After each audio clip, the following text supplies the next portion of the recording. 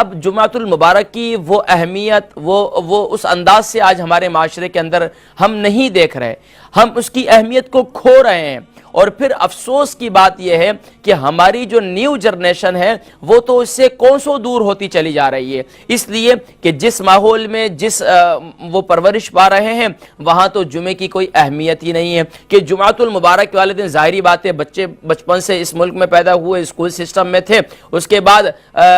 GCSE तक जो है वो कंटिन्यूसली, अगर तो बच्चे बड़े हैं तो माशाल्लाह स्कूल के अंदर जो बड़े हैं तो बाकायदा उनके यहाँ जुमे का कोई एहतिमाम बज़ाहिर तो नहीं है, लेकिन शायद इंडिविजुअली तौर पर कहीं एहतिमाम होता हो। लेकिन नाज़रीन किराम, अब वो बच्चे भी दूर हैं और बड़े हैं तो वो तो दूर हो ही,